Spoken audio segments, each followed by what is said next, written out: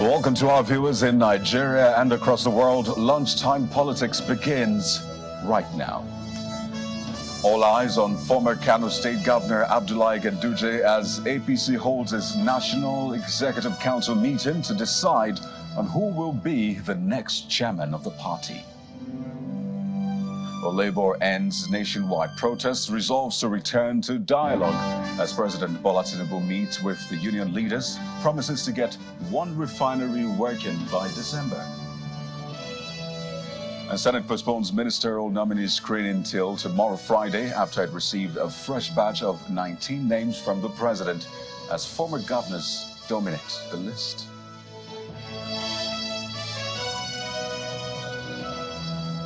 I'll begin with our top story this afternoon. The ruling All Progressives Congress APC is currently holding its National Executive Council meeting at the Transcorp Hilton in the nation's capital, Abuja.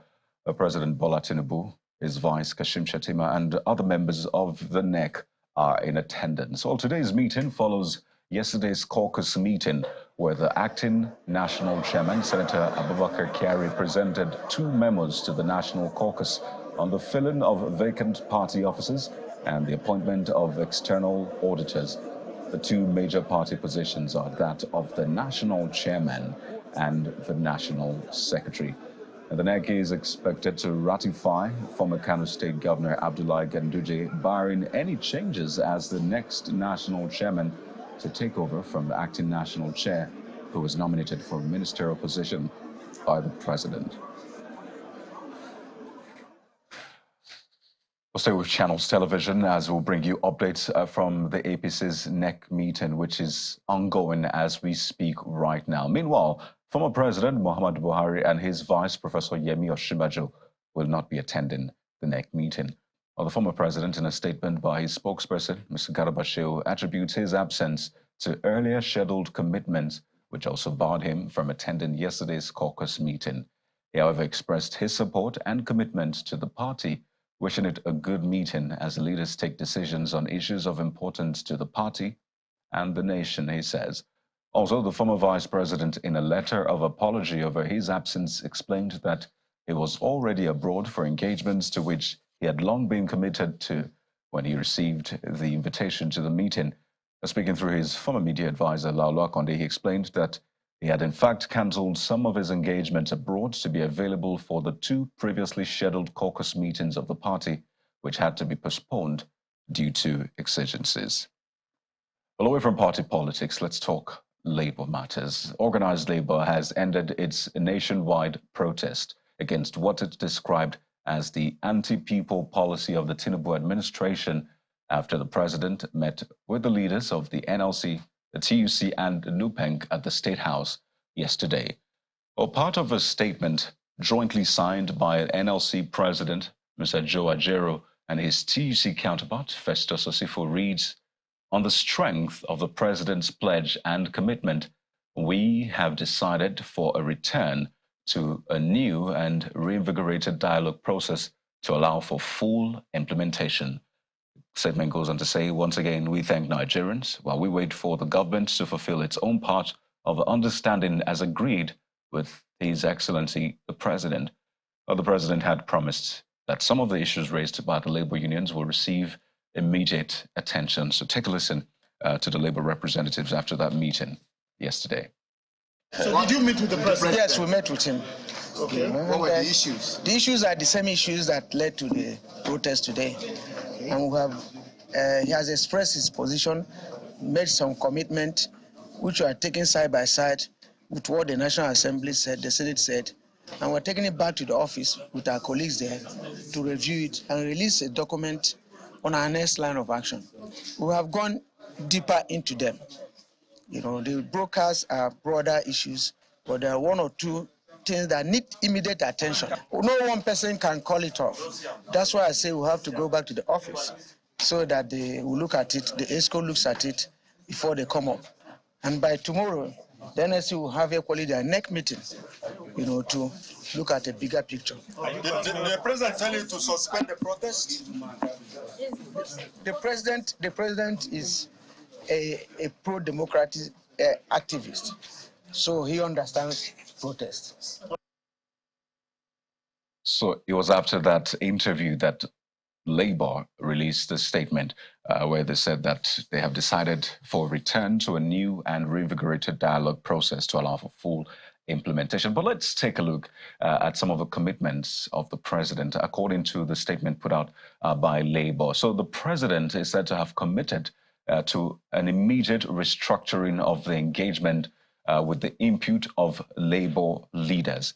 He's also said to have committed to the Port Harcourt refinery commencing production by December this year. That's before the end of 2023.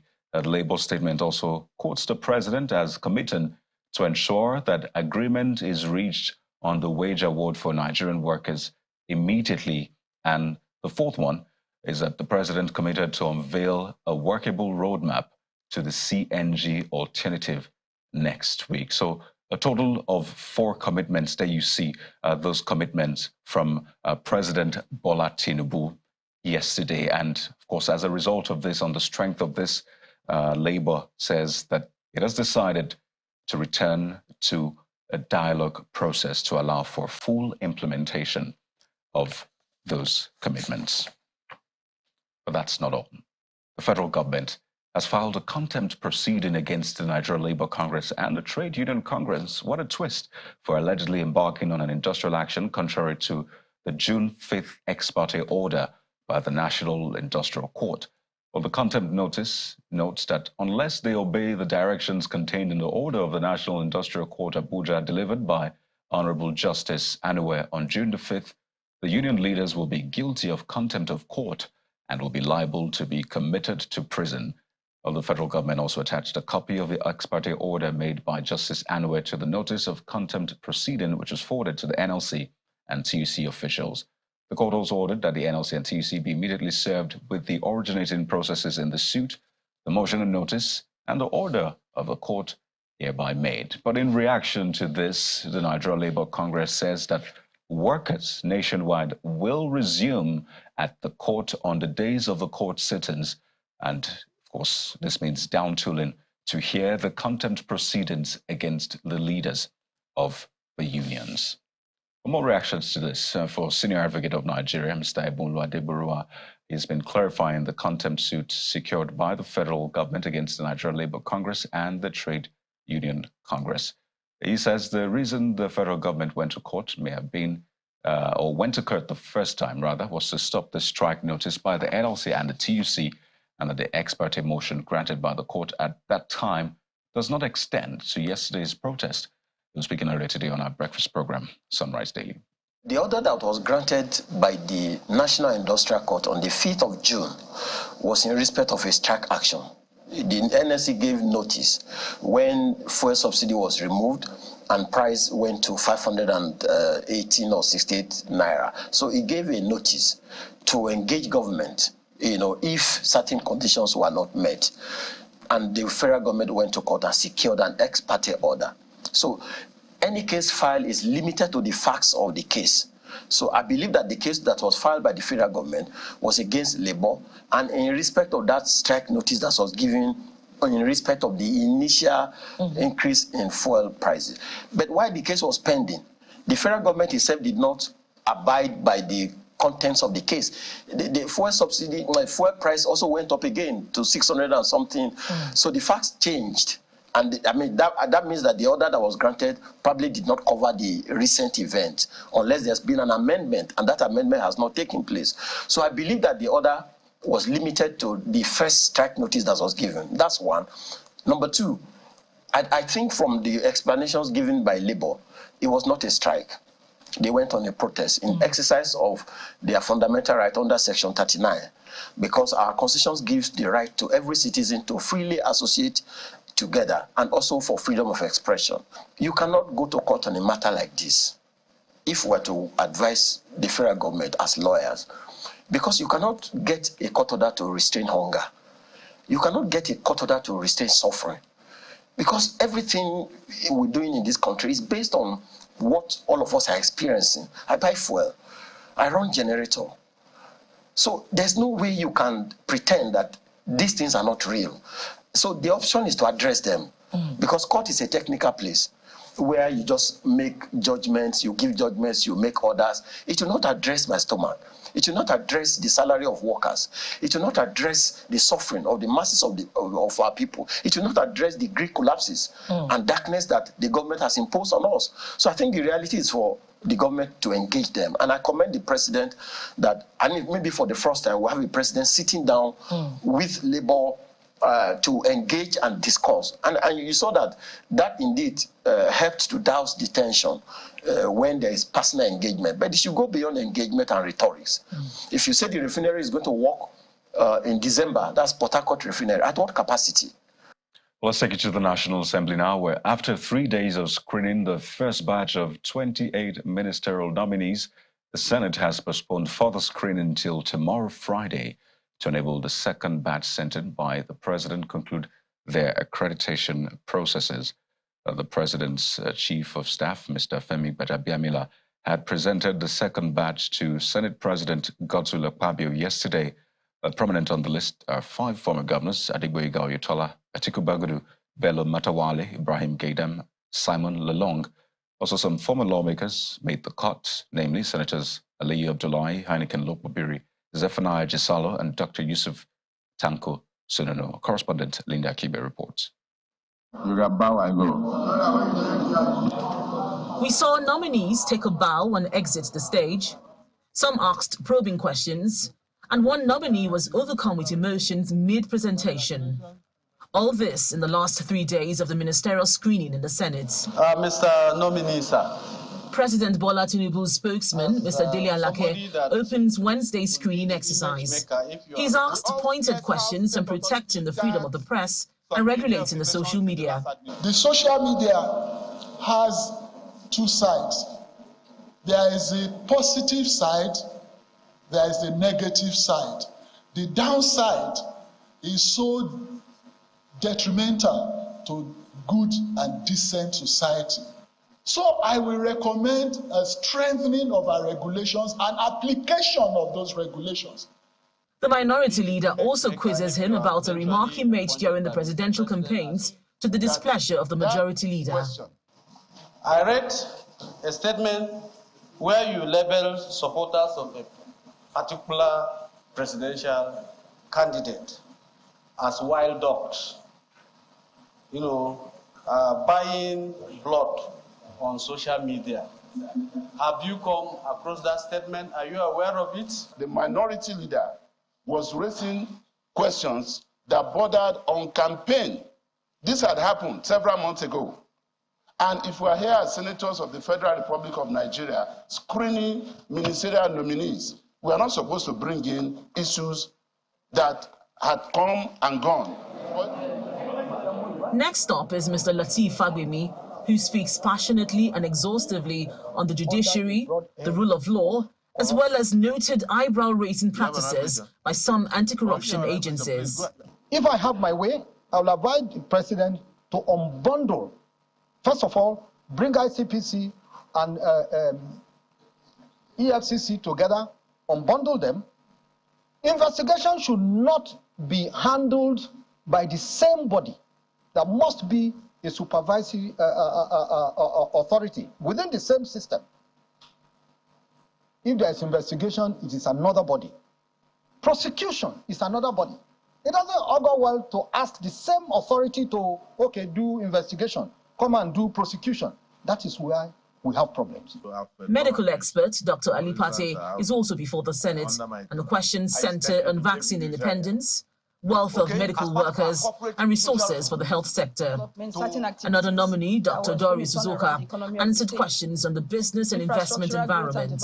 We need to look at the conditions of service, the circumstances, the compensation, and in a way, re-energize the sector around the mission, because no one joins the health sector who is not committed to serving his or her patients. If we improve the land reform of each state, because the businesses are within the state, the economy of this country is within the state, and that's the responsibility of the state governors. There should be a deliberate attempt to improve land reform, and most especially automate the process of owning land, owning property, landed properties, and using it for businesses. For the second time, the President's Chief of Staff arrives the Senate chamber with a second batch of nominees. The list contains 19 names.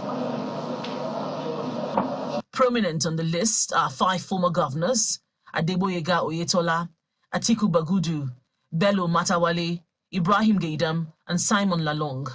Some former lawmakers also made the cut, namely Senators Aliyu Abdullahi, Heineken Lukubiri, as well as Representatives Zephaniah Jisalo and Dr. Yusuf Tanko Sununu.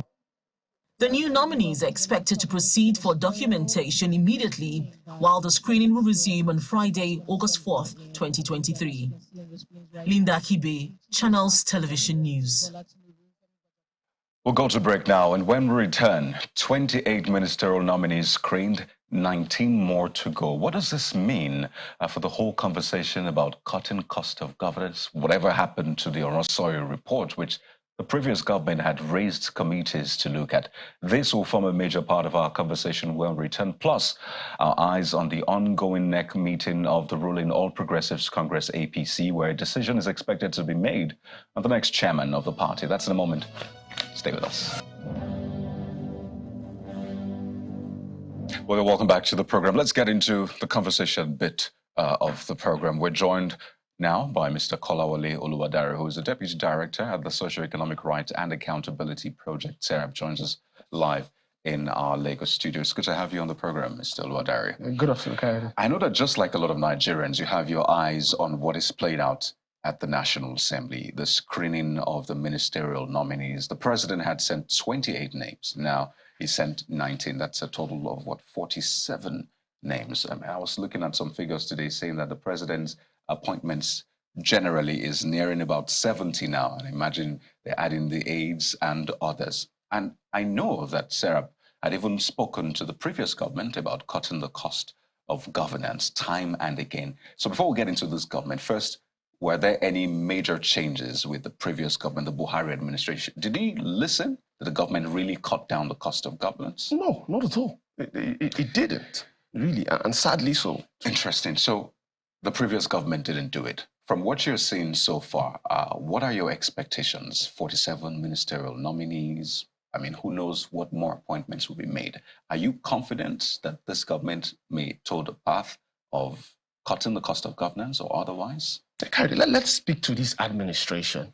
The hopes are high for all Nigerians and for SERAP as an organization too. But what we've seen so far, in less than 3 months in office, doesn't speak well of the application of the rule of law for this administration. So it is not surprising that we have so many ministers, like we still have so many MDAs. And really, it is not about the number of ministers. It is not about whether the ministers can deliver. It is about the political will of this administration, starting from the head of office, that is the president. And so we've seen judgments of court, and we've had 2 judgments just in the past 2 months in the life of this administration, which are yet to be obeyed. So what are the odds that this administration will really adhere to the rule of law in either judgments of court or the due process of things, which includes primarily, like you mentioned, cutting the cost of governance as part of the fight against corruption? I mean, Labour has been protesting, saying that, I mean, you can't expect people to survive within the context of hike in the price of petrol, high cost of living, the fees, VAT and all of that. That's what Labour has been protesting against. And, well, they got the government to give them assurance that the refineries will work. But on the bit of cutting the cost of governance, there's been literally nothing said about it. The president in his speech was not quite clear on what will be done to cut the cost of governance. And I mean, a lot of people are saying they see government carrying on as though it's business as usual. There's your Orosoyo report, which we always reference. Again, the previous government raised at least 2 committees to look into the Orosoyo report. Nothing really concrete was done about it. But one thing was said, that the legislature will play a major role in also cutting down the cost of governance in terms of all of the agencies that have been, enacted as a law. So how do we go about this, Mr. Kolawole? I'm happy that you've mentioned the legislature, and they played a key role even from 2012 rather, when your Orosoyo report had been submitted, as it were. the National Assembly over the years, from 2012, has created more than 100 MDAs. And so it is, you cannot say it's unlawful, because those MDAs were created in the due process, in the passage of laws by the National Assembly. But again, the exercise of the powers of the National Assembly should be holistic, looking at the outlook and the output for the country. When the Orosani report has recommended the combination, a reduction of more than 100 MDAs, why create more than 100 more? Growing deficit, growing public debt profile, it really does not speak to the willingness. I think it's more of a willingness, not that the members of the National Assembly are not aware of the precarious situation where we are in terms of the economy. It's that unwillingness to do what is right. So what is expected from this National Assembly?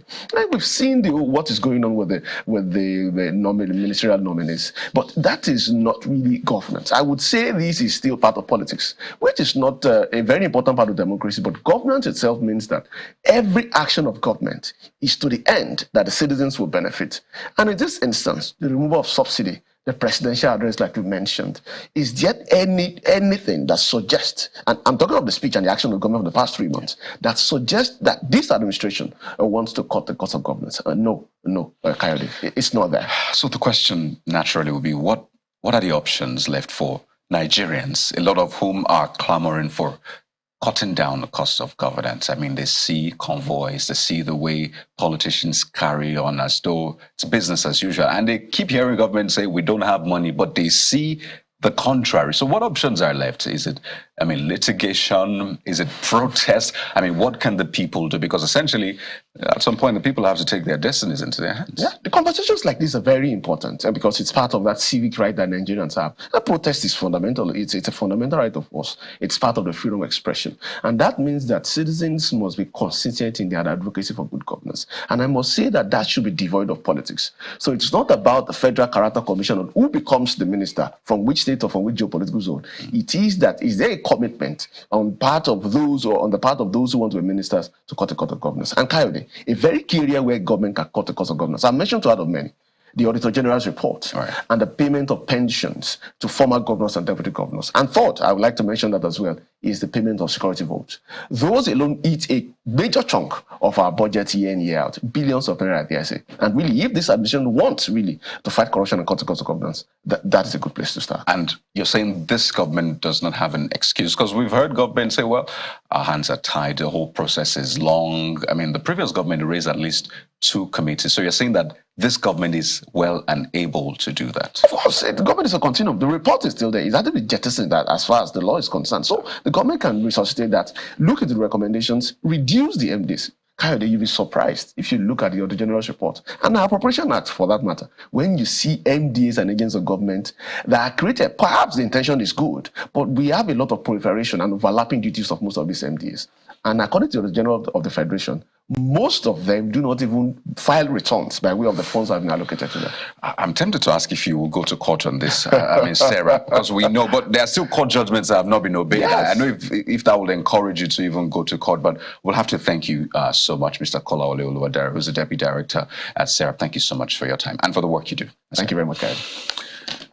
Well, there's party politics to tell you about. The People's Democratic Party has vowed to retain Bayelsa State in addition to reclaiming Imo and Kogi State in the forthcoming election. But there's also something coming in from Kogi State as the party's candidate for the coming elections in November has gotten some boost with the collapsing of 5 political parties to support him in the coming election in Kogi State. Of course, early days yet, but Mr. Ahmed Usman Ododo is quite confident that with the collapsing of his 5 political parties, then that might, of course, boost his chances of winning the election come November. At the end of the day, the decision is for the people to make.